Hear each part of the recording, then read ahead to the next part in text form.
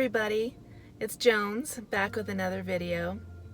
I know I've been doing some food videos for a while and I haven't done an archaeology vlog since last fall, but that's because I have been working at the same job.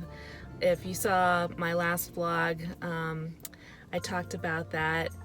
I'm out at Fort Carson in the middle of nowhere doing an archaeological monitoring job, which is basically they're fixing a dam, they're digging a big hole to get the dirt to fix the dam, and they are required to have an archaeologist on site just in case they come across something archaeological, which they haven't. I've been out here since September and it is now heading towards the end of April and we haven't found anything archaeological, and I've walked over the entire site and I really haven't found any significant artifacts at all. So that's been good for the construction project, and it's kept me employed, but it is a pretty boring job, and I spend a lot of time in my car. This is my office and I just kind of sit out here near where they're doing the construction just to be on hand in case they come across something. They want to just be able to take care of it as quickly as possible. It is an hour drive out here from my house every day and back, so it's a long day. I work a 9-hour day, so it's 11 hours total for me. I get up at 4:30 in the morning, so it's a really early morning, and it's actually getting to the end of this job. I have today, tomorrow, and a half day on Friday, and then I am done with this job. And fortunately, I have another job lined up as soon as this one is done, which will be a little more exciting. It'll be doing actual archaeology instead of just sitting in my car all the time waiting for something to happen. So I'm pretty excited about that. And I have to say that I am super grateful to have this job and to have had this job all winter, because sometimes it is hard for archaeologists to find work in the winter, especially if they don't want to have to travel far away from home, which I don't like to do during the school year because I have a son in school. He's a freshman in high school, and I have a partner that I want to be around and pets to take care of and a house and all that, and I don't like traveling too much during the school year, but summer I do quite a bit of traveling, mostly within Colorado. But yeah, I was grateful to have employment over the winter, but especially now, because I'm sure you all know we are in the middle of a pandemic now, and 22 million people in the US have filed for unemployment. And the past 2 years for myself, I have been on unemployment at this time of year because my previous contract that I had had over the winter ended last year at the end of March, and the year before that I had one that ended at the end of February. So I was on unemployment for a couple of months between jobs. So I know what that's like, but I would not want to be in the situation where I was one of those 22 million people applying for unemployment right now. So yeah, I'm feeling very fortunate in that regard and very grateful to have a job at this time. But on the cheerier side, at least somewhat, it is Earth Day today as I am filming this. By the time this video comes out, of course, it won't be Earth Day anymore. So I hope you all had a really great Earth Day, even though we're not able to get outside and go participate in any events or anything, but maybe you celebrated in your own way. Maybe by getting outside and doing some gardening, or planting a tree, or I don't know, picking up trash around the neighborhood. There's any number of activities that could be done, but my motto is always Earth Day is every day, so it doesn't have to be Earth Day for you to do any of those activities.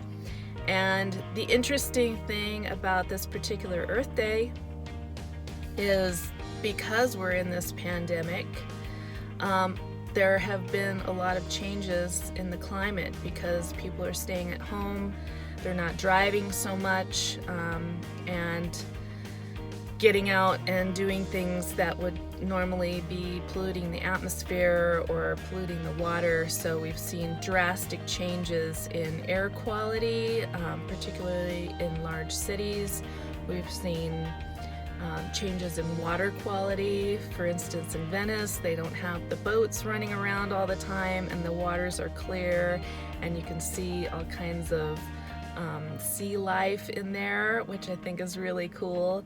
And people talk about the wildlife returning. Well, you know, the wildlife has always been there, but it is kind of creeping into areas where you normally wouldn't find it because there's a lot less human activity, and so we're not scaring them off. Or, for instance, I heard an NPR story where a woman was in France sitting on the Seine River, and she could hear these cranes, and it was something that she had never experienced. And it's like, well, they've always been there, it's just so noisy most of the time that you don't hear them, so you don't notice them, you don't realize that there's wildlife there. And when the city goes silent, suddenly you hear these things. So I think that's really cool. My life hasn't changed all that much.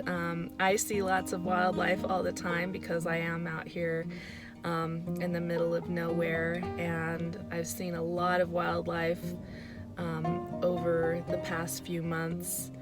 I think the coolest thing I saw was a herd of elk that lives out here on Fort Carson, and during certain times of the year the elk disperse, but then in the winter they all gather together and form these big herds. And the first time I saw them was early in the morning when it was dark, because you know I do get up at 4:30 in the morning, and over the winter I was driving in the dark, and I was really lucky that I didn't hit one or more of these elk because they were crossing the road right in front of me, and I did get some footage of them. It was the biggest that I'd seen that herd at that time. You know, I've seen them a few times over the winter, and they were definitely the biggest herd at that time. And there was little babies calling to their mamas, and it was just really cool. Of course, I've seen a lot of deer, and just the other day a herd of deer came pretty close to my car. I hadn't seen them out here where I'm working this whole time I've been out here, but there was a nice group of females and young ones, and they got pretty close to the car before they realized I was sitting there filming them, and then they ran off. I've seen coyotes and bobcats and lots of hawks and prairie dogs. I love the prairie dogs, they're so cute.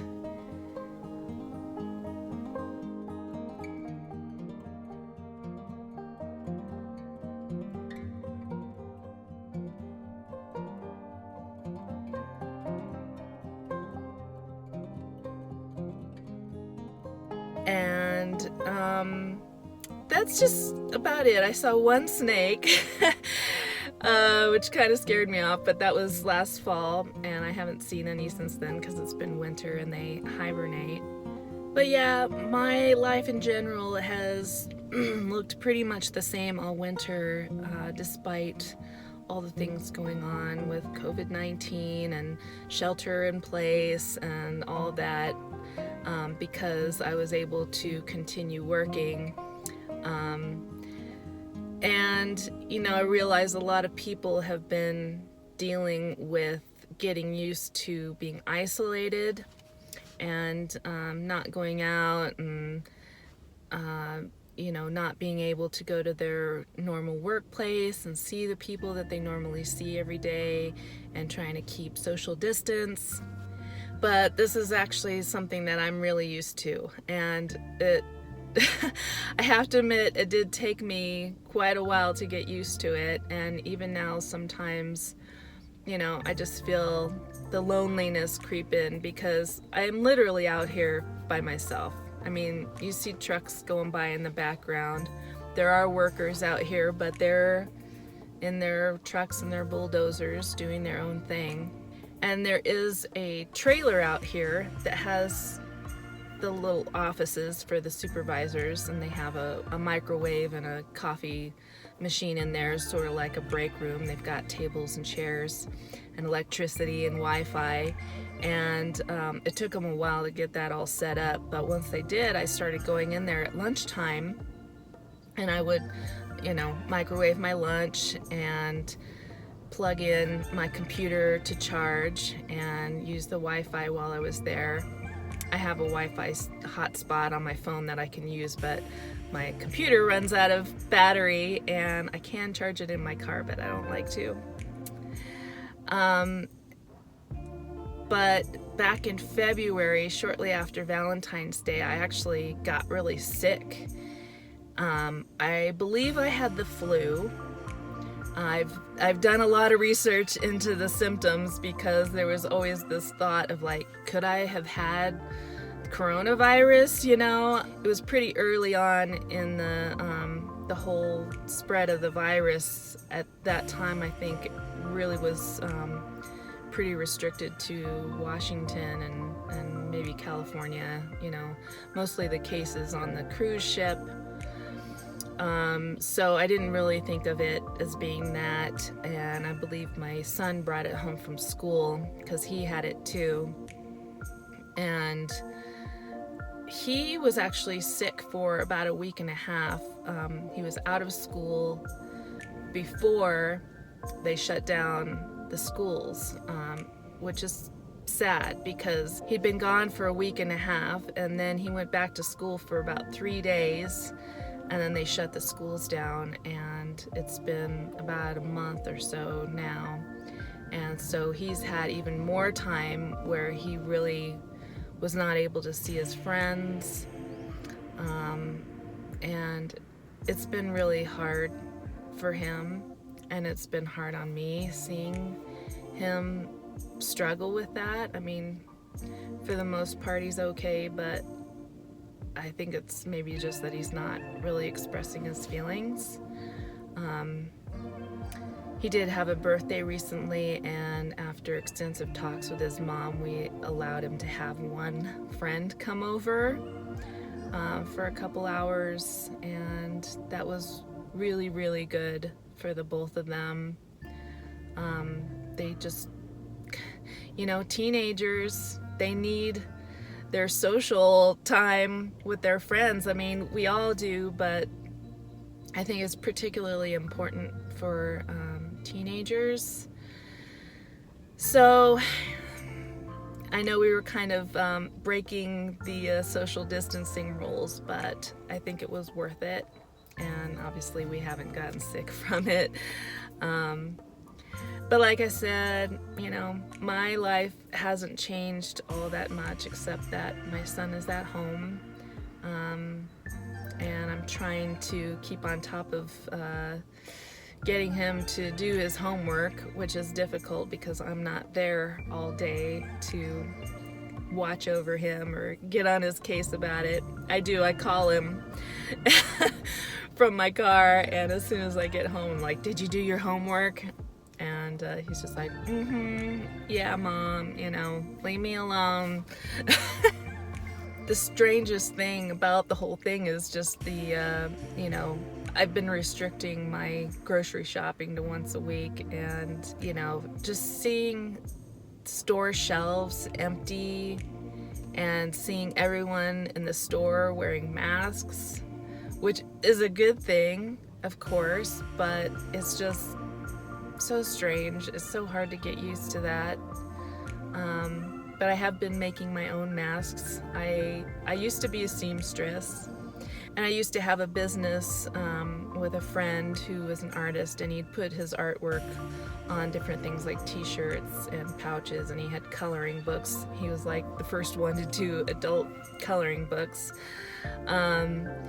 And so I sewed like thousands of these pouches. Well, the skills from doing that translate very well to making masks, and I have tons of fabric, and I have a lot of elastic, which I think is really scarce right now.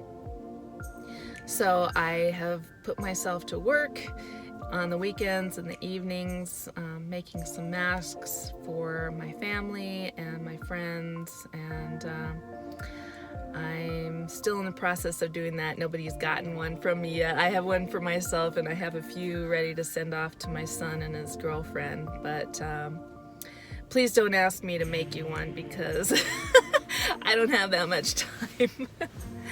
And next week I'm going to be starting my new job, and I'm not going to be out here in the field with lots of time on my hands sitting in my car. I'm going to be actually like in the field hiking around, which I am looking forward to. I have gained a few pounds sitting here over the winter. I do try to get out on walks all the time, even when it was snowy out here. I enjoyed walking and looking at all the different animal tracks in the snow. And it is really beautiful out here. This is one of the things that I have enjoyed about being out here, that at least I have a beautiful view in all directions, and the clouds are really beautiful when the wind really kicks up. I've done some time lapses because the clouds were just incredible, but it is windy a lot of the time, and it is very dusty. It's not as dusty as it was at the beginning, because they were just stirring up the fresh dirt, and now everything's a little more compacted from the trucks going over and over and over it, but it is still pretty dusty, and I've learned to park farther away from the road where they go by all the time, because my car was just getting pummeled with dust.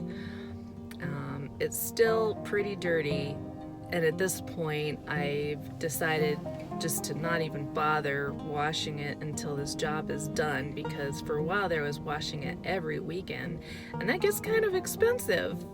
And it's so dirty that even going through the car wash didn't really get it completely clean.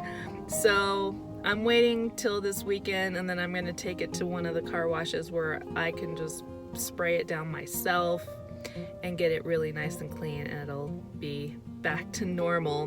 And I'm really happy about having a job that won't require me to take my own car in the field, because it has been a lot of wear and tear on my car. Anyway, I don't want to make this vlog too long. I tend to go on and on sometimes, but I just wanted to let you know that because I am switching jobs and I am going to be in the field a lot more, well, full-time, and I'm not going to have as much time to edit videos, as well as not as much time at home, because I am going to be traveling for this job, that I am going to be slowing down on the cooking videos. I will try to do some as I feel that I can, but most likely most of my videos over the summer are going to be archaeology vlogs, or something like what I eat in a day as an archaeologist, a vegan archaeologist of course, and doing meal prep for the field, that kind of thing. And I'm imagining that I'm probably only going to have a video every other week, I've been pretty good about doing a weekly video over the winter, except for that time period where I was sick. I did have a month there where I didn't post any videos, but I want to try to stay as consistent as I can and provide you with some entertainment and some, some good recipes that you can try, or if you're into the archaeology side of things, I love showing you what I'm doing and giving you an idea of what it's like to be an archaeologist in the field, in case you are interested in becoming an archaeologist yourself, or maybe you're just interested in what archaeologists do. I love sharing that stuff with you guys. So I will have videos coming in the future, but they won't be quite as frequent as they have been, and the subject matter is going to be changing a little bit. So if you're into archaeology, or if you're into vegan recipes, please remember to like this video, subscribe to my channel, and hit that notification bell so that you know whenever I post a new video. And leave me a comment if you have any questions about what it's like to be an archaeologist, or if you have any vegan recipes that you would like me to try out for you and show you how to make at home. I am open to suggestions. I would love to create content especially for you and what you want and what you need. And that's all I have to say for now. So I will see you in a couple of weeks. So for now, peace out, stay safe, and stay home. Bye.